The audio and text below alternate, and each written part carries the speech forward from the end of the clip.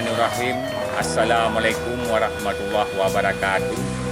Saya Khairi SPDI NIM 22022147, mahasiswa PPG dalam jabatan Universitas Islam Ar-Raniri Banda Aceh, batch 1 tahun 2023. Mata pelajaran fikih akan melaksanakan praktek pembelajaran uji kinerja materi bersuci dari hadas pada MTSN 2 Nagan Raya. Apabila dalam pelaksanaannya terdapat kesalahan dan kekurangan, saya mohon maaf. Billahi taufiq wal hidayah. Wassalamualaikum warahmatullahi wabarakatuh.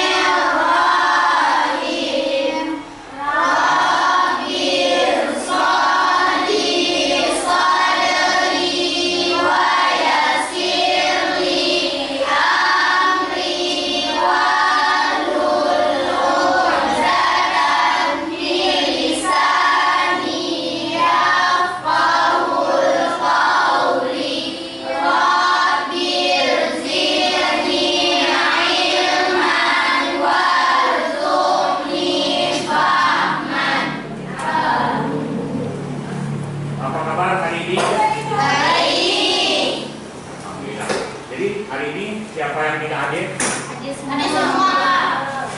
Baik. Pada hari ini kita belajar tentang bersuci dari hadas. Pada pertemuan yang lalu kita telah belajar tentang bersuci dari najis. Apa yang disebut dengan najis? Najis adalah kotoran atau menjijik. Najis dibagi menjadi 3.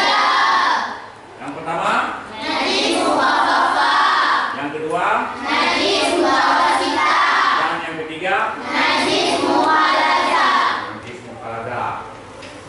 Kemudian, apa manfaat mempelajari materi hadas dan najis ini? Untuk membersihkan badan, pakaian, dan tempat dari hadas dan najis ketika hendak melaksanakan suatu ibadah. Yang kedua, menjaga kebersihan lingkungan tempat tinggal. Dan yang ketiga, menjaga kebersihan lingkungan tempat ibadah. Oke. Yang keempat, menjaga kebersihan lingkungan tempat umum. Selanjutnya, tujuan. Apa tujuan mempelajari materi bersuci dari hadas dan najis ini? Agar dapat menganalisis tata cara bersuci dari hadas dan najis untuk membangun pola hidup bersih dan sehat dalam konteks kehidupan sehari-hari. Kemudian selanjutnya,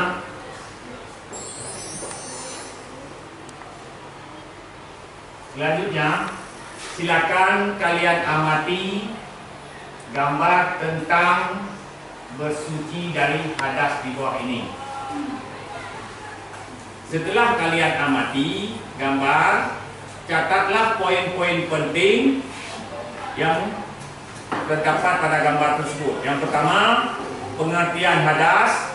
Yang kedua, macam-macam hadas. Dan yang ketiga, tata cara bersuci dari hadas. Sejauh ini ada yang kurang jelas tentang materi bersuci dari hadas ini? Kalau ada, silakan ditanyakan. Apa sebab seseorang berhadas kecil? Baik, pertanyaannya apa sebab seseorang berhadas Kecil. Baik, sebelum Bapak menjawab, mungkin ada di antara kalian yang sudah tahu apa sebab seseorang berhadas kecil. Ada yang ingin jawab? Oke, silakan.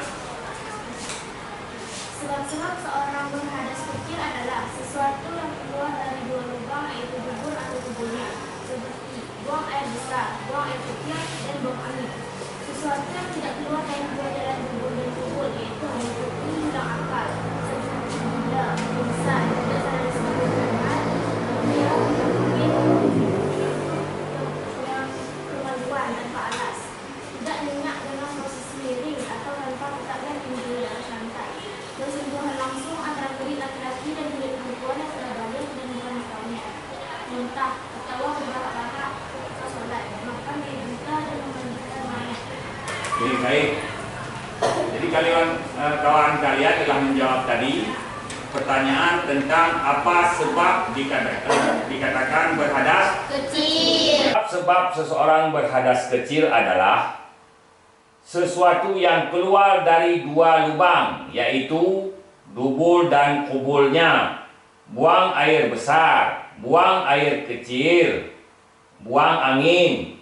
Sesuatu yang tidak keluar dari dua jalur, dubur dan kubul, yaitu meliputi hilang akal, seperti gila, pingsan, tidak sadar disebabkan khamar, ganja, morfin, menyentuh kemaluan tanpa alas, tidur nyenyak dengan posisi miring atau tanpa tetap pinggul di atas lantai, bersentuhan langsung antara kulit laki-laki dan kulit perempuan yang sudah balik dan bukan mahramnya, muntah, tertawa tinggi terbahak-bahak ketika salat, makan daging unta, dan memandikan mayat. Bagaimana? Sudah jelas? Sudah. Ada lagi yang kurang jelas? Kalau memang ada, silakan. Sudah jelas semua? Sudah. Baik, kalau tidak ada pertanyaan, untuk selanjutnya kalian akan Bapak bagi menjadi 3 kelompok. Kelompok A, kelompok B, dan kelompok C. Silakan diskusikan bersama teman-teman kalian sekelompok nanti tentang yang pertama pengertian hadas, yang kedua macam-macam hadas, dan yang ketiga tata cara bersuci dari hadas. Baik, sebelum kalian melaksanakan diskusi, terlebih dahulu Bapak bagikan LKPD untuk kalian isi sambil berdiskusi dengan kawan-kawan sekelompok.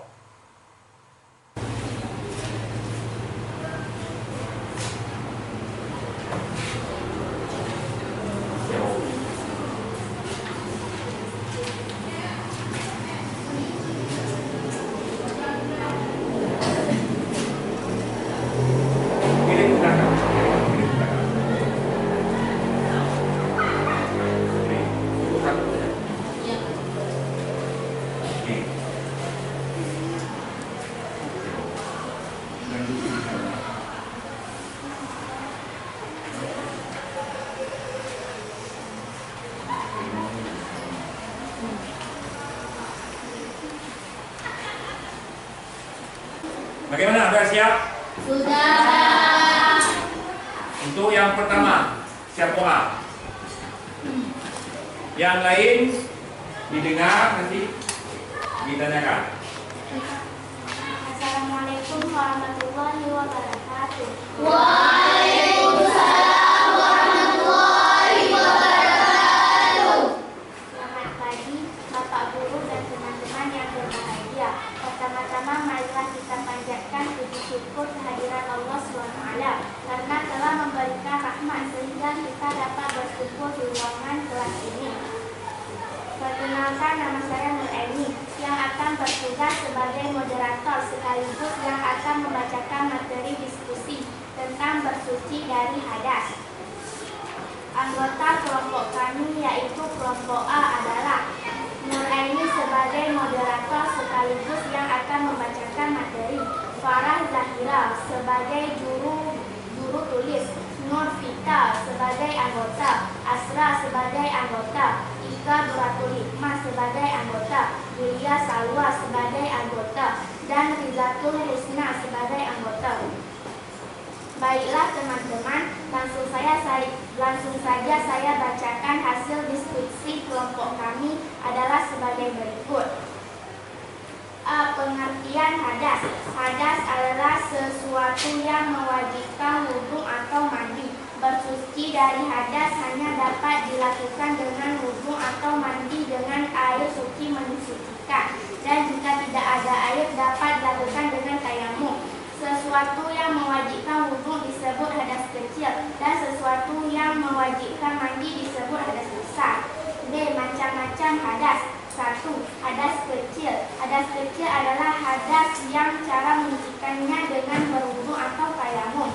Seseorang disebut berhadas kecil jika mengeluarkan sesuatu dari dua lubang, yaitu dubur atau kubur, buang air besar, buang air kecil, buang angin. Sesuatu yang tidak keluar dari dua jalan dubur dan kubur, yaitu meliputi hilang akal, seperti gila, pingsan, tidak sadar sebab kamar, ganja, morfin, menyentuh kemaluan tanpa alas, tidur nyenyak dengan posisi miring atau tanpa tetapnya pinggul di atas lantai, bersentuhan langsung antara kulit laki-laki dan kulit perempuan yang sudah balik dan bukan mahramnya, muntah, tertawa tinggi atau terbahak-bahak ketika sholat, makan daging unta dan memandikan mayat.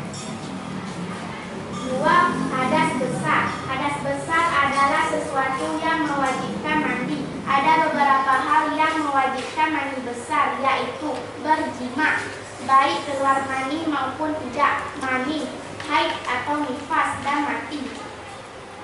C. Tata cara bersuci dari hadas. 1. Wudhu. Salah satu cara menghilangkan hadas kecil adalah dengan berwudhu. Wudhu adalah membasuh wajah, kedua tangan sampai siku, menyapu kepala dan membasuh kedua kaki sampai mata kaki. Rukun wudhu. Pertama niat, kedua membasuh muka, ketiga membasuh kedua tangan serta siku, keempat menyapu sebagian kepala, kelima membasuh kedua kaki serta buku lali, keenam tertib. 2. Mandi wajib merupakan cara menghilangkan hadas besar. Mandi wajib disebabkan adanya A. Keluar mani disertai syahwat, B. Hubungan kelamin, C. Haid dan nifas jika sudah berhenti, D. Melahirkan, E. Mati. Jika seorang menemui ajal kematiannya, maka ia wajib dimandikan berdasarkan ijma' ulama. F. Orang kafir jika sudah masuk Islam. Hukum mandi. Ulama Hanafiyah berpendapat bahwa fardu mandi ada 3. Pertama, berkumur-kumur, kedua, memasukkan air ke hidung, dan ketiga, membasuh seluruh badan dengan air. Ulama Malikiyah berpendapat bahwa fardu mandi ada 5, yaitu niat, meratakan badan atau disebut dengan dahil dengan air, muwalat, menggosok-gosok seluruh badan dengan air, dan menyela-nyela anggota badan seperti rambut. Ulama Syafi'iyah berpendapat bahwa fardu mandi ada 2, yaitu niat, meratakan seluruh anggota badan dengan air. Sedangkan ulama Hanabiyah berpendapat bahwa fardu mandi cukup meratakan seluruh badan dengan air, termasuk berkumur-kumur dan memasukkan air ke dalam hidung. 3. Tayamum. Tayamum secara bahasa adalah al-qad, sedangkan secara istilah adalah menyapu wajah dan kedua tangan dengan debu dan yang suci atas jalan yang tertentu, sebab dilakukan tayamum. A. Tidak ada air sama sekali. B. Jika seseorang mempunyai luka atau ditimpa sakit dan ia khawatir dengan memakai air itu, penyakitnya jadi bertambah atau lama sembuhnya, baik hal itu diketahuinya sebagai hasil pengalaman atau atas nasihat dokter yang dapat dipercaya. C. Jika air terlalu dingin dan keras, dugaannya akan timbul bahaya disebabkan menggunakannya, dengan syarat ia tak sanggup memanaskan air tersebut walau hanya dengan jalan diupahkan. D. Apabila air yang tersedia hanya sedikit sekali dan diperlukan di waktu sekarang atau masa depan yang dekat untuk minumnya atau minum orang lain, atau binatang walaupun seekor anjing, atau untuk memasak makanannya, atau mencuci pakaian solatnya yang terkena najis. Rukun tayamum ada 4, yaitu 1. Niat bersamaan dengan sapuan pertama. 2. Mengusap seluruh bagian wajah dengan tanah. 3. Mengusap kedua tangan sampai siku. Dan 4. Tertib. Demikian presentasi kelompok kami. Untuk selanjutnya saya buka sesi tanya jawab. Saya persilahkan kepada kelompok B dan C untuk bertanya. Masing-masing kelompok saya berikan kesempatan untuk bertanya 1 pertanyaan saja.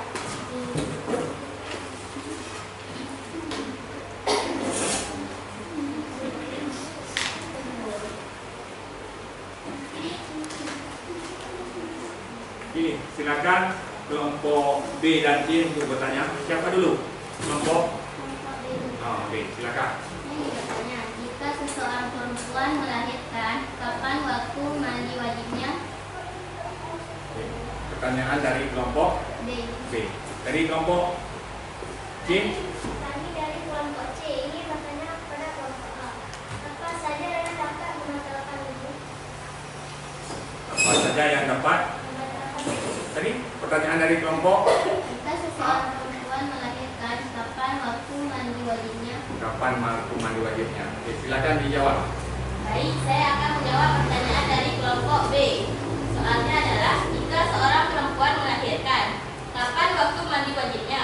Jawabannya, pada saat 40 hari waktu nifas menjadi pendapat kebanyakan ulama yakni Syafi'i, Imam Hanafi, dan Imam Hambali.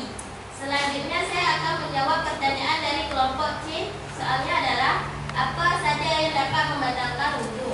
Jawabannya, segala yang keluar dari kemaluan, muntah dan sejenisnya, hilang kesadaran, tidur lelap, menyentuh kemaluan, tertawa terbahak-bahak, makan daging unta, darah dan nanah, memandikan mayat dan ragu. Sudah jelas? Sudah. Diskusi kelompok A, saya sebagai moderator sekaligus yang membacakan materi. Maaf atas kekurangan dan kesilapan dalam penyampaian. Saya akhiri dengan mengucapkan wassalamualaikum warahmatullahi wabarakatuh. Waalaikumsalam warahmatullahi wabarakatuh. Untuk selanjutnya silakan kelompok B untuk mempresentasikan. Assalamualaikum warahmatullahi wabarakatuh. Waalaikumsalam warahmatullahi wabarakatuh. Yang saya hormati Bapak Ferry dan teman-teman yang berbahagia, pada hari ini saya Mahfirah sebagai moderator akan memandu kegiatan diskusi. Topik yang dibicarakan adalah bersuci dari hadas. Adapun anggota kelompok B adalah 1. Mahfirah selaku moderator sekaligus yang membaca materi, 2. Safina sebagai juru tulis, dan anggota Marzalena, Selvi, Hafizatul Putri, dan Sylvia. Baiklah teman-teman, langsung saja saya bacakan hasil diskusi kelompok kami adalah sebagai berikut. 1. Pengertian hadas. Hadas menurut bahasa adalah satu perkara yang baru. Adapun menurut istilah, hadas adalah suatu keadaan seseorang yang dianggap tidak suci menurut agama. Orang yang sedang berhadas berarti orang tersebut tidak suci, yang mengakibatkan salatnya dan ibadah yang lain tidak diterima oleh Allah SWT. 2. Macam-macam hadas. Hadas kecil dan hadas besar. 3. Tata cara bersuci dari hadas. 1. Wudu. Ketentuan berwudu. 1. Syarat dalam rukun wudu. 2. Sunnah wudu. 3. Hal-hal yang membatalkan wudu. 2. Mandi wajib untuk menghilangkan hadas besar. Mandi wajib disebabkan adanya 1. Keluar mani disertai syahwat. 2. Hubungan kelamin. 3. Haid dan nifas jika sudah berhenti. 4. Melahirkan. 5. Mati. 6. Orang kafir jika sudah masuk Islam. Syarat-syarat mandi wajib. Pertama, dimulai niat melakukan mandi besar bersamaan dengan saat air pertama kali disiramkan ke tubuh anggota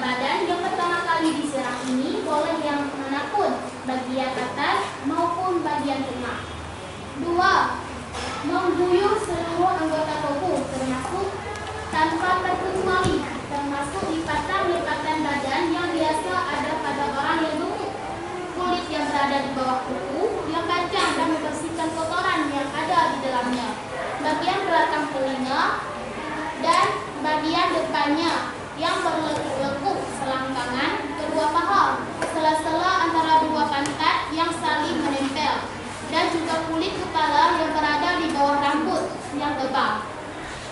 Jika ditemukan sedikit saja bagian tubuh yang belum terkena air, maka mandi yang dilakukan belum dianggap sah dan orang tersebut dianggap masih dalam keadaan berhadas. 3. Tayamum. Tayamum sebagai salah satu bentuk bersuci sangat jarang dilakukan dan kita lihat di sekeliling kita. Secara bahasa, tayamum adalah berniat melakukan sesuatu, sedangkan menurut istilah, tayamum merupakan pelaksanaan mengusap debu ke wajah dan kedua tangan dengan syarat-syarat tertentu sebagai ganti berwudu dan mandi besar. Jadi, tayamum merupakan pengganti wudu dan mandi besar karena adanya sebab-sebab tertentu. Sebab-sebab diperbolehkannya tayamum: 1. Kelangkaan air. 2. Jauhnya air yang tersedia. 3. Sulitnya menggunakan air.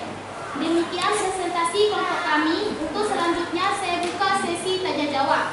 Saya persilahkan kepada kelompok A dan C untuk bertanya. Masing-masing kelompok saya berikan kesempatan untuk bertanya satu pertanyaan saja. Silakan kelompok A dan kelompok C. Silakan. Baiklah, saya ingin bertanya kepada kelompok B. Apa saja ketentuan khusus tayamum?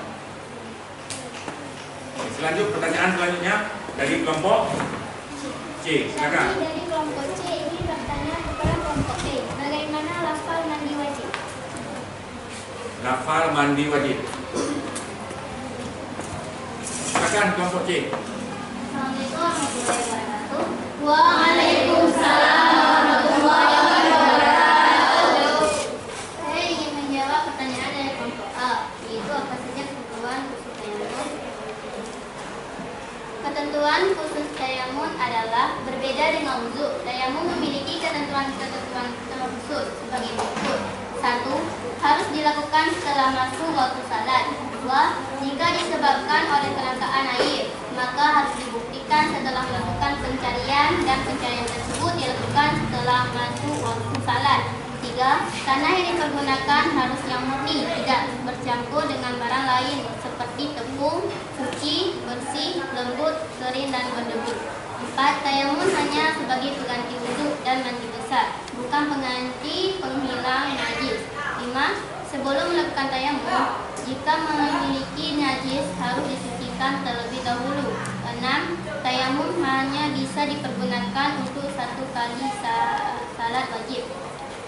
Boleh menggunakan tayamum untuk salat wajib, disusul salat sunat, salat jenazah atau membaca Al-Quran.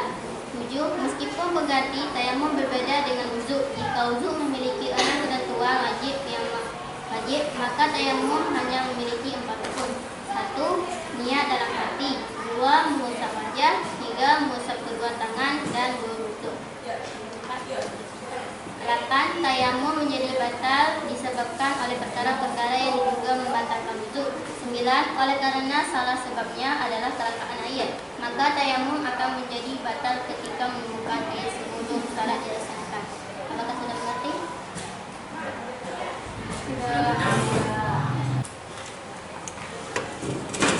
Demikian presentasi kelompok kami.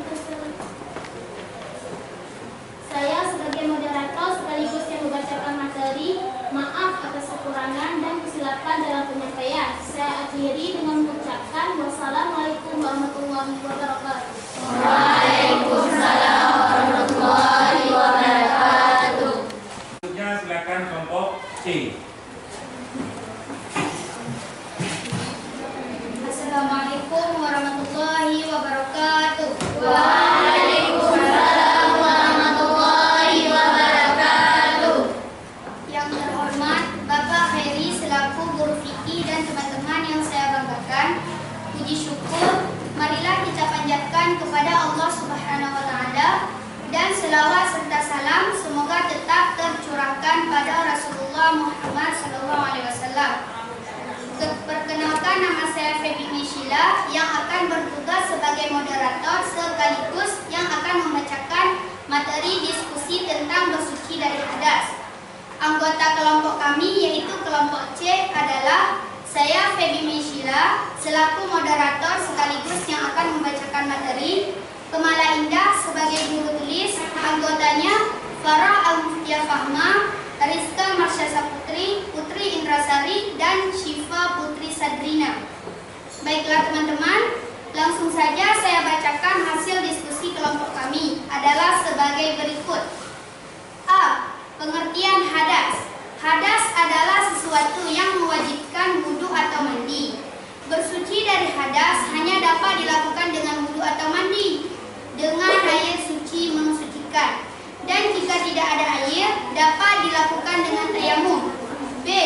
Macam-macam hadas. 1. Hadas kecil. Hadas kecil adalah hadas yang cara menyucikannya dengan berwudu atau tayamum. 2. Hadas besar. Hadas besar adalah hadas sesuatu yang mewajibkan mandi. C. Tata cara bersuci dari hadas. 1. Wudu. Salah satu cara menghilangkan hadas kecil adalah dengan wudu. Rukun wudu. 1. Niat. 2. Membasuh muka. 3. Membasuh kedua tangan serta siku. 4. Menyapu sebagian kepala. 5. Membasuh kedua kaki serta buku lali. 6. Tertib. 2. Tata cara mandi wajib merupakan cara menghilangkan hadas besar. Mandi wajib disebabkan adanya A. Keluar mani disertai syahwat. B. Hubungan kelamin. C. Haid dan nifas. Jika sudah berhenti. D. Melahirkan. E. Mati. V. Orang kafir jika sudah masuk Islam. 3. Tayamum. Tayamum secara bahasa adalah al-fas, sedangkan secara istilah adalah menyapu wajah dan kedua tangan dengan debu yang suci atas jalan yang tertentu sebab dilakukan tayamum. A. Tidak ada air sama sekali. B. Jika seseorang mempunyai luka atau timpa sakit dan ia khawatir dengan memakan air itu penyakitnya jadi bertambah atau lama sembuhnya. C. Jika air terlalu dingin dan keras, dugaannya akan timbul bahaya disebabkan menggunakannya. D. Apabila air yang tersedia hanya sedikit sekali dan diperlukan di waktu sekarang atau masa depan yang dekat untuk minumnya atau minum orang lain. Demikian presentasi kelompok kami. Untuk selanjutnya saya buka sesi tanya jawab. Saya persilahkan kepada kelompok A dan B untuk bertanya. Masing-masing kelompok saya berikan kesempatan untuk bertanya satu pertanyaan saja. Baiklah, saya ingin bertanya kepada kelompok C. Apa saja hikmah dalam pelaksanaan dari bersuci hadas dan najis? Kelompok B, silakan. Saya ingin mengajukan pertanyaan ke kelompok C. Soalnya adalah apa sebab dilakukan mandi wajib?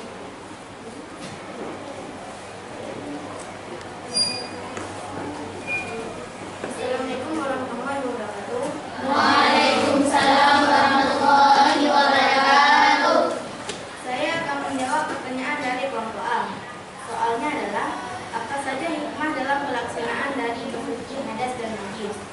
Jawabannya, hikmah dalam pelaksanaan bersuci dari hadas dan najis adalah 1.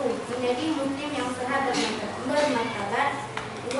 Sehat bermartabat bersama lingkungan. 3. Mengajarkan sopan santun. 4. Agar orang lain merasa nyaman berada di dekat kita. 5. Menjaga kemuliaan dan keagungan manusia. 6. Menjaga kesehatan. Apakah sudah jelas kelompok A? Selanjutnya saya akan menjawab pertanyaan dari kelompok B. Soalnya adalah apa sebab dilakukan mandi wajib? Jawabannya, sebab dilakukan mandi wajib adalah 1. Keluar mani disertai syahwat. 2. Hubungan kelamin. 3. Haid dan nifas jika sudah berhenti. 4. Melahirkan. 5. Mati. Jika seorang menemui ajal kematiannya, maka ia wajib memandikan berdasarkan hikmah 6. Orang kafir jika sudah masuk Islam. Apakah sudah jelas kelompok B? Sudah. Demikian diskusi kelompok C. Saya sebagai moderator sekaligus yang membacakan materi. Maaf atas kekurangan dan kesilapan dalam penyampaian. Saya akhiri dengan mengucapkan wassalamualaikum warahmatullahi wabarakatuh. Waalaikumsalam warahmatullahi wabarakatuh. Baik, semua kelompok sudah mempresentasikan hasil diskusinya. Kesimpulan dari pelajaran kita pada hari ini. Kesimpulannya adalah hadas adalah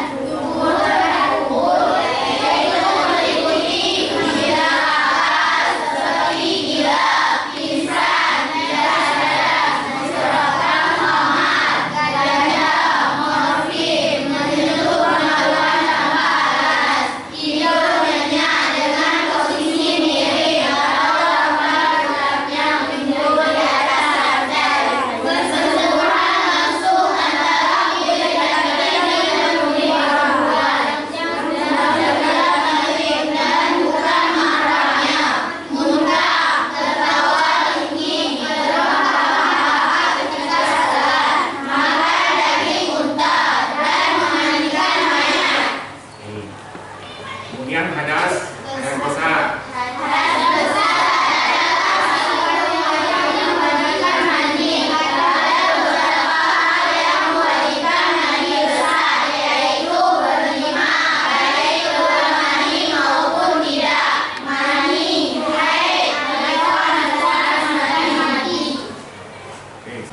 Setelah mempelajari materi hadas ini